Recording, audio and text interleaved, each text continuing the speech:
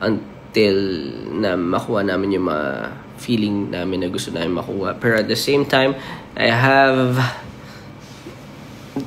this dilemma na parang until when am I going to chase it, and when can I try other stuff, like parang yun nga, such as iba, diba, sa field naman ng nandun na lang sa back end, nandun sa ako na lang yung nag-strategize and shot call, kasi I'm spread through thin.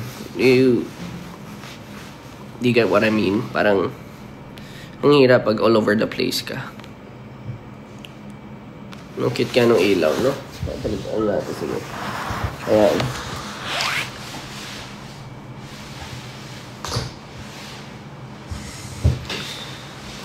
So, mahirap pag all over the place ka. Tapos,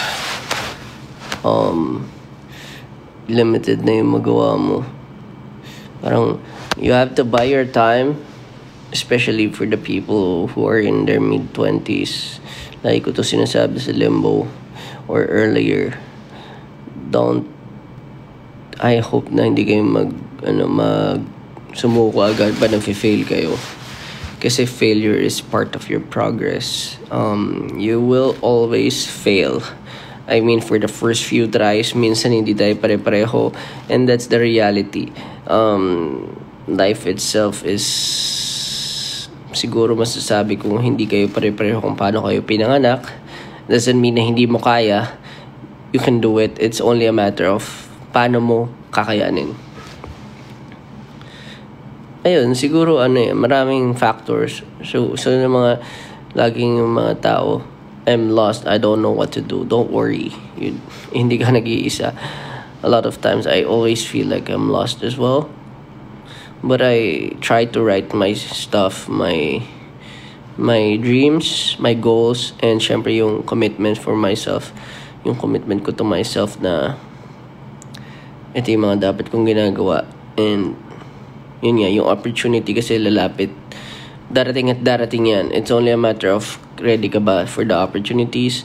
Ready ka ba saluhin lahat pag nagpakawala na si God, si Destiny, or lahat ng diba?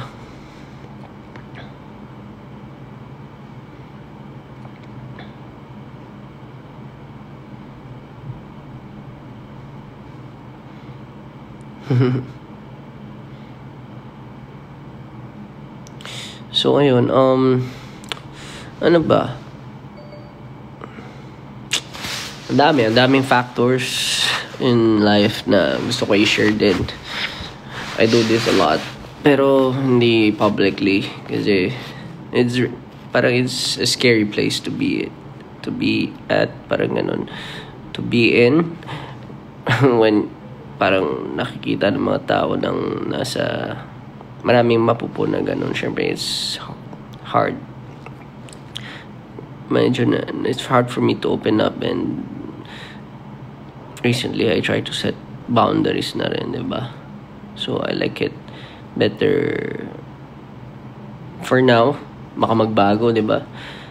Lang sa enclosed space ganun. Pero from time to time I can do this.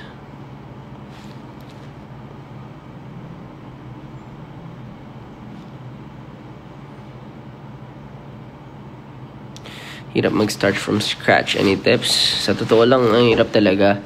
I don't think like you guys are starting from scratch. Kung may nagawa ka na anything, kung hindi ka pa nakapag-apply or any, I suggest you invest, lalo na pag bata ka. Ang ko lang sa inyo lagi, huwag kayo makapagsabayan sa mga friends nyo na talagang, let's say, na tinatry na magmukhang successful or mukhang happy, pero deep inside hindi sila happy.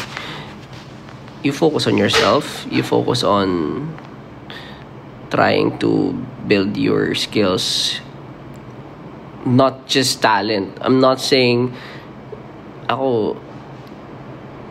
feel like maraming nadi-discount yung mga tao na lagi nasa likod, kasi hindi porket parang hindi siya nakikita in one glimpse, yun na yung tao. Ma-describe mo na as sino sila. Dapat lagi kayo nag-invest in knowledge more than anything else. Kasi yun yung magdadala sa inyo dun sa kahit anong field na gusto nyo. So, kung nag-start ka from scratch, mag-upskill kayo. Magbasa ka, manood ka ng YouTube. So, sa generation ngayon, madali na. Ang daming self-help, ang daming entrepreneurs, ang daming pwedeng pagkuhaan ng mga certain niche na gusto nyo. I feel like dun nyo dapat spend yung time nyo. Doesn't matter. Hindi rin ako yung makapagsabi ko ano yung dapat yung gawin sa state nyo ngayon. Pero I feel like you have to find your niche, unang-una, and you have to find or maybe love something na feeling mo kahit ayaw mo siya sa umpisa, pero you need to learn how to love maybe a hobby, a passion, or maybe something that's related to your work. But I can't find myself. Maybe kasi you're spending your time in the wrong, parang, di ba, in the wrong things. Pwedeng hindi ka aware na ito yung mag-zoom out kayo lagi. Zoom out ka. Bakit nga ba ako naging ganito? Bakit ba feeling ko hindi ko alam kung ano yung gusto ko? Multiple parang reasons. Minsan yung family background mo, may gusto ka pero hindi pala gusto ng parents, ng grandparents, or whoever, diba, pwedeng kapatid or laging nagsisettle for the things na feeling nila, narinig nila sa iba na ito yan, narinig namin na uy, sa Pilipinas ang daming nurse, diba, parang uy, nurse ang dito, ang pinaka-okay na career kasi mabilis ka makakuha ng trabaho abroad. Dapat mag-accountant or ano pa ba? Yung mga in-demand, diba? Yung parang, ito dapat yung kunin mo kasi ito yung gusto ng ito yung in-demand. Pero in reality, you're gonna be learning those things for the next years. Sabihin natin, nag-take ka ang isang course, usually 4 years, minsan may mga maikli lang, depende sa sa gusto mo. Pero after nun, hindi na in demand yung trabaho na yun. And napakabilis ng innovation or switch dito sa mundo. Yung kung ano yung uso ngayon, hindi na uso next time. So, ako, huwag nyo i-chase kung ano yung uso. Those are for TikTok trends, those are for Pero if you're going for something na gusto mo talaga, you should choose kung ano yung path na gusto mo. But at the same time, be very aware. Let's say gamer ako. What did I do during my early days? Napakinabangan ko ba siya? Oo. Kumikita ako, nakipagpustahan ako before. Huwag niyong gayahin yun, that's risky. Pero napakinabangan ko siya. Ngayon, people get me to play games, promote their games, promote their brands, pero at the same time, kayo, ibig sabihin ba nun na parang, ito yung gusto ko, ito yung ito yung feel ko. Tanungin mo muna yung sarili mo. Niche mo ba siya? Maglalaro ka ba? Naglalaro ka ba for fun? O gusto mong gumaling? May personality ka ba? So, may mga certain stuff na dapat kang aware sa sarili mo bago ka mag-settle. Kung gano'n, kung hindi ka pa enough, kunwari, ganito yan ano ba yung mga niche for gamers? Isa, pro player. Another one is streamer. 3 is they make business out of it. Whether nagpa-pilot or nagbebenta sila ng in-game items. So, there are multiple ways to get there. Pero kayo, kailangan alam nyo kung ano yung gagawin nyo para makapunta doon. So, ako kasi kunwari, may personality ba ako? Meron naman. Makulit naman ako. Trash talker naman. Sige, and all. I tried streaming. Malakas ba ako maglaro? In a way, nakakasabay naman. So, yun yung mga kinonsider ko for myself. And it has been my long time dream. And dati nagpa-pro player naman ako. Pero I didn't just do it because trip lang. Because I just realized na nahihit ko naman yung checklist. Kung ngayon, if you play for fun, then you want to earn, then wala naman, hindi ka naman nag-effort with your contents. Unang-una, hindi mo naman binibigyan ng time, hindi mo kaya mag-live kasi it's something na then you have to recheck and siguro balik ka dun sa sa unang question ko sa'yo. Do you think you qualify for these kinds of parang kumbaga skills, or kung ito yung gusto mo, kailangan mo bitawan yung mga comfort zone mo. Ngayon, work on mo yung, let's say, yung content mo, yung personality mo. Hindi mo kailangan lagi maging magpanggap, pero you have to find your niche. Sa iba't ibang types of content, may iba't ibang klaseng personality, may iba't ibang klase rin yung pinapanood ng tao. Ganun lang. Medyo malalim na siya, pero ganun siya nag-work. And ikaw, ganun din yun. And same goes with having a business, having a job.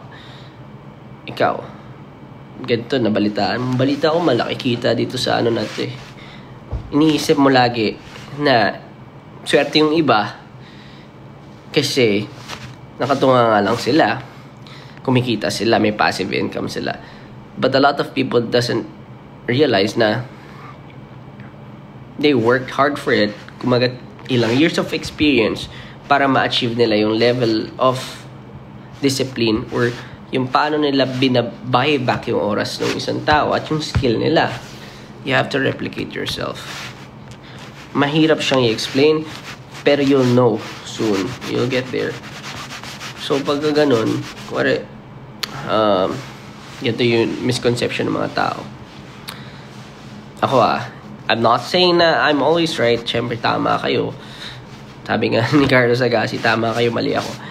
Pero these are just experiences or observations.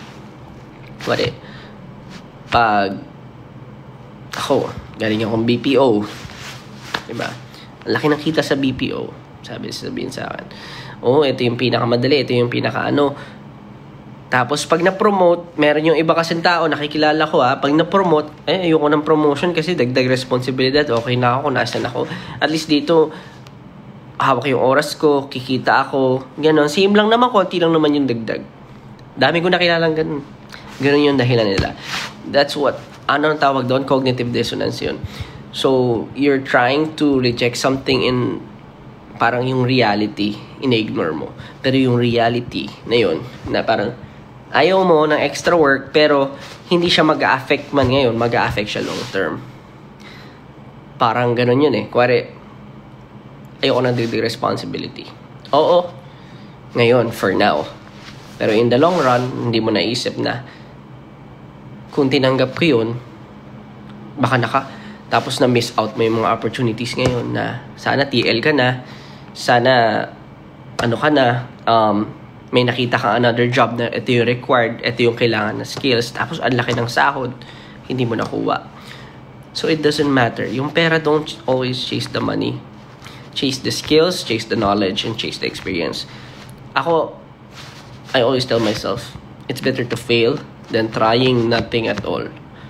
Ang dami kong investments, ang dami kong businesses, ang dami kong pinasok, nag-fail. And it's okay. It doesn't matter. Kasi ang totoo niyan,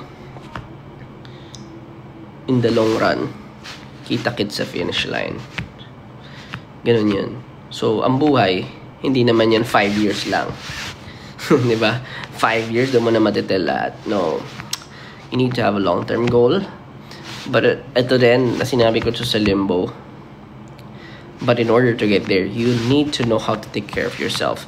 Because a lot of people doesn't even know how to take care of themselves. A lot of people doesn't even know how to be sane, how to keep their sanity every day. Kasi a lot of people are the people that I've met, even me, diba? Parang ganun. A lot of people are prone to depression. Mahirap kalaban ng burnout at depression, at mahirap kapag ikaw hindi mo kayang alagaan yung sarili mo. So, ikaw, I hope na kayo na pag, alam mo yun, you need to know yourself. You need to find out how to take care of yourself. Whether it's via, but it has to be something na hindi dangerous or nakakasira din sa inyo. Kasi I've been there. Parang may mga tinatawag tayo na syempre outlet natin. But minsan kinakain tayo. Ako, for me, example, games dati, sobra na. Chocolates, sobra na rin. I mean, thankfully, hindi naman ako siningil ng chocolates. Pero, if it's dangerous, then you have to find an alternative. So, kailangan mo lang maging sane. Kailangan for a day, alam mo yung gagawin mo sa difficult situation. Kailangan di ka na pressure sa emotions mo. Kailangan mo matuto, mag-control na emotions. I mean, ayun, diba? Ang hirap, diba? I mean, ito yung mga lagi kong overthink at observations sa everyday life. So, gusto ko lang i-share sa inyo lahat in the future. Don't worry. Kasi pag committed ka sa sarili mo, pag ikaw di mo nilaloko yung sarili mo, di mo kailangan maging committed sa ibang tao. I'm telling you, okay lang yon, nagkakamali tayo, but at the same time, kailangan ikaw mismo committed ka sa sarili mo. Na ito yung gagawin mo. Say mag-gym ka ba, gagawin mo to, kakain ka na maayos, mag-exercise ka, gigising ka ng ganitong oras. Pag yun, na-keep mo yun, that goes a long way. Kasi, yun na sa atin. Yun yung bagay na pinangahawakan mo for yourself kasi gusto mo for yourself.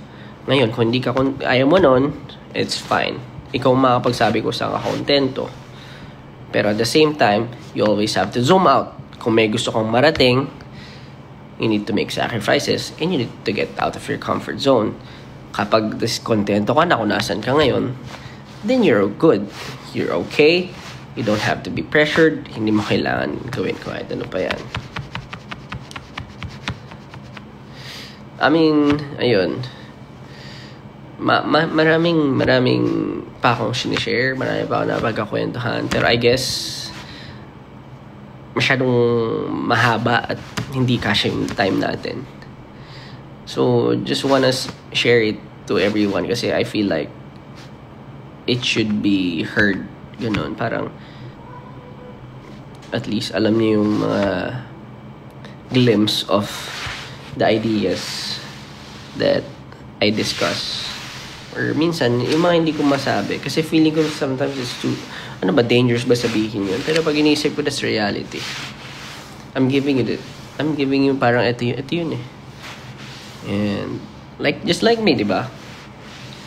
I mean, marami akong resources na hindi ko nakuha. Ngayon ko pala nagagawa yung mga pwede. Ang dami ko rin hindi alam dati. Yung tamang ganito, tamang way sa ganito. Naghahabol ako for everything. And I'm really thankful na ngayon kahit paano may resources, I'm trying not to, alam mo yun, parang take it for granted. Yes, minsan nag-enjoy pa rin naman ako. I play Valorant, I watch movies, pero most of the time you can see me talaga working hard and trying to focus. Kasi alam ko naman na hindi lang siya ngayon. It's gonna be beneficial for me. Kung ano man yung sinasabi sa akin ng tao, those are just noise. Focus on the signals. Ang dami dyan, maraming sasabihin sa'yo, pangit, ganyan-ganyan, guguluhin yung utak mo. Minsan pinapatulan ko, minsan hindi. Pero at the same time, I always try to be I just try to be better for myself. And syempre, dahil I care for the people around me, I try to be better for the people around me as well. But most importantly is you be committed to yourself. Kasi yun yung promise mo. Pag may promise sa sarili mo, kilala mo yung sarili mo, alam mo yung tendencies mo, alam mo yung pwede mong gawin. So, ayun. I hope na pag sinasabi ng mga tao na I don't know what to do with my life, I'm lost, don't worry, you're not the only person who doesn't know what to do with your life. Kaya kailangan ka lagi nag-ready. Nag-ready ka. Doesn't matter kung walang nangyayari. Sabi ko nga, what if may anak ka, may pamilya ka, mas mahirap. If bata ka pa, nandiyan ka pa sa anak po, ang dami mo pwedeng magawa for yourself, even for the entire Philippines, even for the entire world. You can change the world. Yung knowledge na meron tayo, swerte-swerte natin, di ba? Kaya natin mag-isip. Alam mo, araw-araw ko naiisip yun na swerte ng tao kasi kaya natin mag-isip more than anyone else in the world. Kasi yung mga animals, mga mammals, hindi naman katulad natin.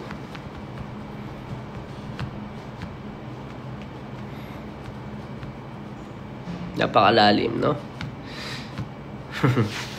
Pero that's it. There are lots of parang topics and parang ano din yan, parang medyo debatable din. And I'm not saying na lahat ng sinasabi ko is tama. That's up to you guys. Ako, I'm coming from my experiences and I just want to share it. And syempre, yun, I don't think nakasya lahat ng oras pag ginagawa ko yung mga ganito. And siguro ayun, glimpse lang. Hindi ko ma-explain lahat ng nasa utak ko kasi napakadami. Some things are parang debatable or medyo weird or parang spontaneous ganun. Minsan bato-bato sa limbo ganun. Pero anyway, I think yun lang, we're running out of time. We will launch the official logo of Limbo. Gusto ko lang sabihin na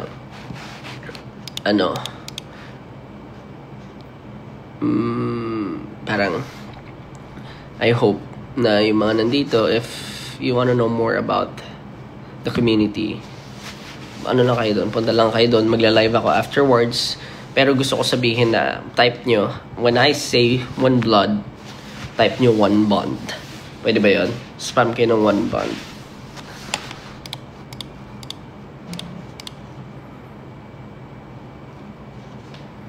Okay. Yan.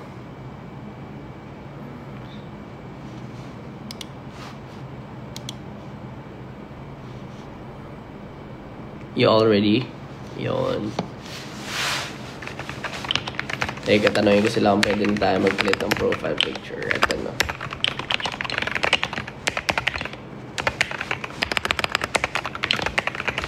Yan. One blood, one bond. Every time. Yan yung official slogan natin. Sobrang lang siya. Alam mo, spontaneous nung isang araw lang yun. Parang, 2 days ago. Naisip ko, wala pa tayo slogan. Parang, nahihirapan ako pag may nagla-live ako, pag nagsasalita ako. Ano yung closing ko? Then, doon lang siya pumasok na, oo nga, yung Limbo na nandyan, yung parang feeling ko kasi that is a very special place for me, sorry. Kung nababanggit ko. Pero kasi, ang gaan lang lagi kapag yun na yung outlet ko. Yun na yun sa akin. And nakakapaglaro din ako doon. And at the same time, nakakausap ko yung mga tao. So, very parang thankful ako na nagawa ko yung yung safe haven.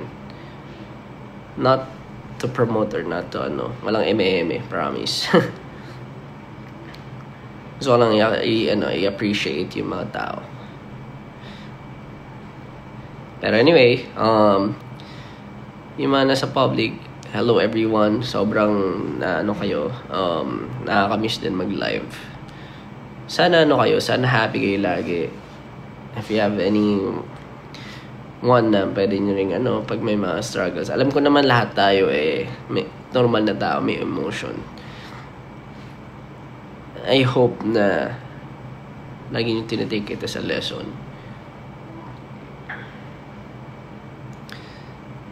Tapos, ayun. Para sa mga members, magbibigay kami ng yung yung official slogan.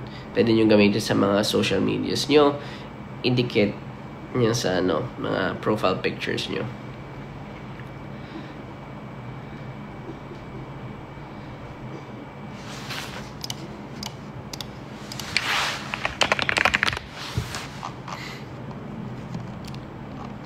Yeah.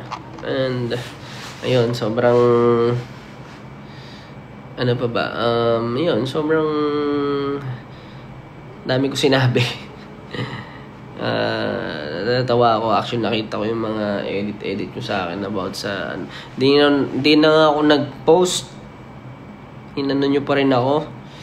Mga walang iya talaga tong mga taon.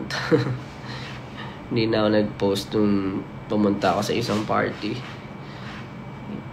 Ang bibilis nyo talaga. Pero yun, alam mo, thankful ako sa mga tao doon. Gusto ko lang shout out syempre yung mga nakasama ko doon. Syempre Yuri nandiyan na yan. Flo G, shout out sa napalupit na album. Ibang klase yung pagkayanig niya rin sa Pilipinas at ibang levels yung ginagawa ng hip-hop community at lahat ng OPM artists dito ngayon. Talagang nile-level up pa nila. I hope na magpatuloy pa.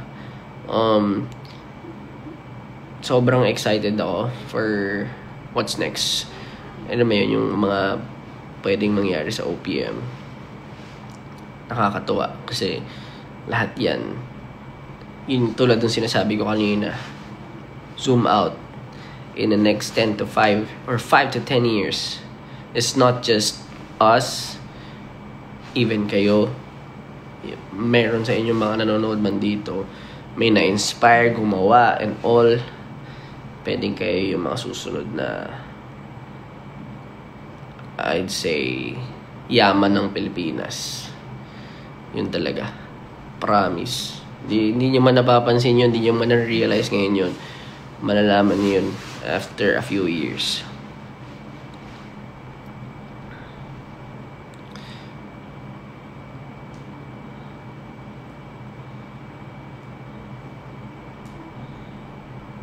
Roblox po. Josh, ang dami mag-exam tomorrow. Good luck sa inyo. Exam, galingan nyo. And galing, no? Alam, lagi ko iniisip yung buhay. Yung iba 20 years, 25 years, 30 years nag-aaral. Tapos after nun, magtatrabaho ka, magdamag. Hanggang mategi tayo, magtatrabaho tayo. And that's life. Kailangan may purpose ka lagi sa buhay. Which is yun yung laging mahirap. Bakit ba kailangan may purpose ka sa buhay? Pero pag iniisip mo, yun nga yung reason bakit na-preserve natin ang humanity, bakit tayo nandito, bakit na-preserve natin lahat ng beliefs and cultures ng culture natin. It is about survival. Sabi ng isa, life is about survival. It is a fact. Pero if you have what it takes, or if you have the right mindset of whatever it is, kung ano yung medyo meron kang to not just be average. Ganun yun eh. Di ba pag naglalaro ka ng Valorant or even any other video games, pag average ka, average lang din yung bibigay sa'yo rank.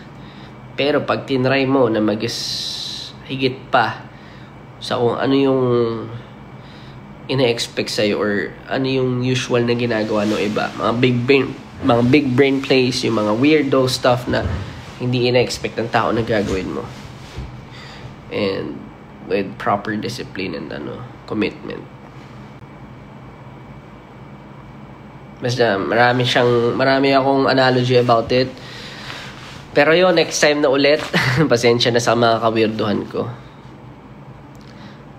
Gusto ko lang kamustahin kayo lahat, to be honest. Gusto ko lang talagang mag-hello ulit.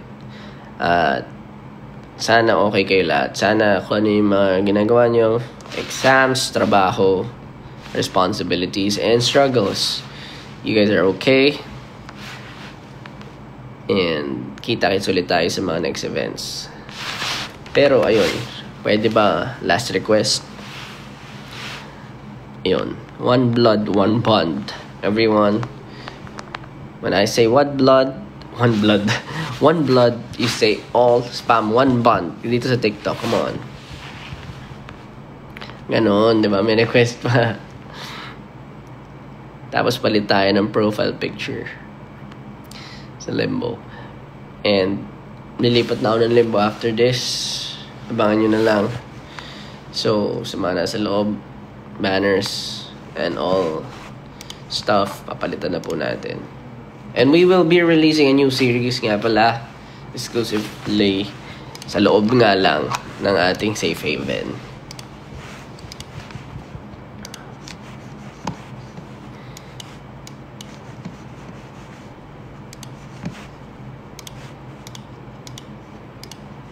Ayun, I want you all to syempre join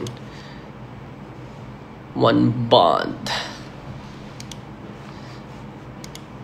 Alam mo, mas madali natin makikilala yung isa't isa kapag nasa event tayo. May sumigaw lang, one blood, one bond, diba? Oh. That's the beauty of it. May nagsabi, half blood daw. Half blood. Lang yata lang.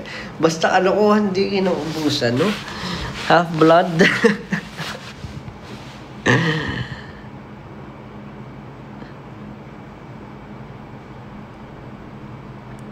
One blood, one bond.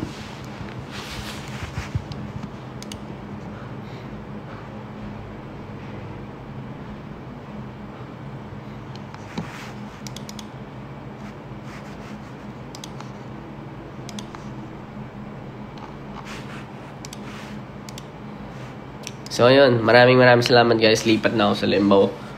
And thank you for everyone. Thank you for your time. Ay, nako. Pahinga kayo. And peace. See you all next time.